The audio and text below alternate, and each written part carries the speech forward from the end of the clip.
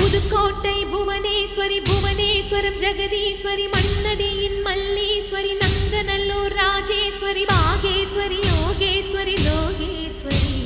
Melmalayanur